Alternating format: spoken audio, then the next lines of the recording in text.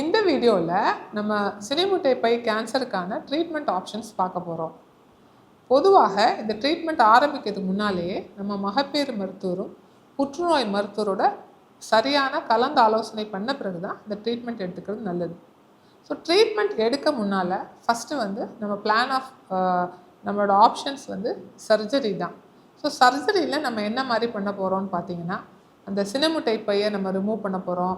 அது கூட நம்ம யூட்ரஸ் அதையும் ரிமூவ் பண்ண போகிறோம். இதை சுற்றி உள்ள நீர், அதாவது அசைட்டிஸ்ன்னு சொல்லக்கூடியதை டெஸ்ட் எடுக்கணும். நீர் ஏதாவது வீக்கம் போட்டிருக்கு, இந்த லிம்ஃப் நோட்ஸ் எதாவது இருந்தால் அதையும் எடுக்க வேண்டியது வரலாம்.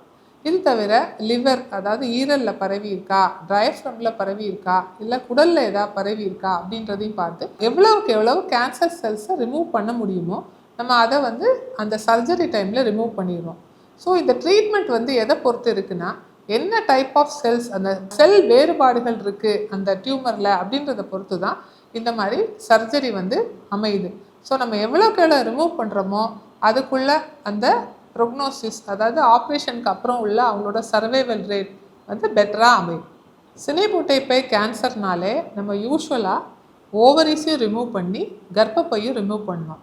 ஆனால் சில நேரங்களில் பார்டர்லைன் ஓவேரியன் டியூமர்ஸ், யங் பேஷண்ட்டாக இருக்காங்க, அவங்க கன்சீவ் ஆகாமல் இருக்காங்க, they are planning for pregnancy, அந்த மாதிரி உள்ள சுச்சுவேஷனில் நம்ம ஓவரியை மட்டும் ரிமூவ் பண்ணலாம். சில நேரங்களில் 2 ஓவரையும் ரிமூவ் பண்ணிவிட்டு நம்ம 2 இயர்ஸ் ஃபாலோ அப் பண்ணணும். கேன்சர் இல்லாமல் இருக்குது 2 இயர்ஸ் ஃபாலோ அப்பில் அப்படின்னா கண்டிப்பாக அவங்க ஐவிஎஃப் மூலமாகவோ இல்லை ஸ்பான்டேனியஸாகவோ ப்ரெக்னன்சிக்கு ட்ரை பண்ணுறதுக்கான சான்சஸை நம்ம அலோவ் பண்ணணும். சில நேரங்களில் நோய் ரொம்ப பரவி இருந்தால் நம்மளால் சர்ஜரி பண்ண முடியாது.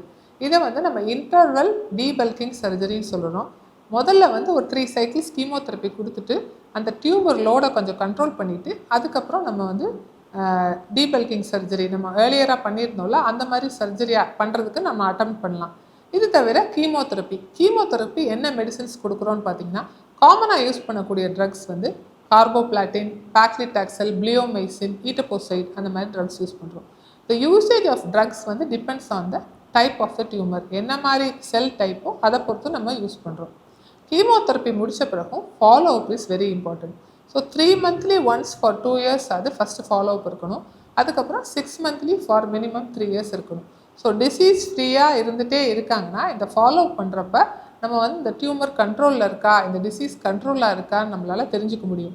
ஃபாலோ ப்ராப்பராக இருந்துச்சுன்னா இன்னும் வரக்கூடிய காம்ப்ளிகேஷன்ஸை நம்ம நல்லாவே குறைக்க முடியும்.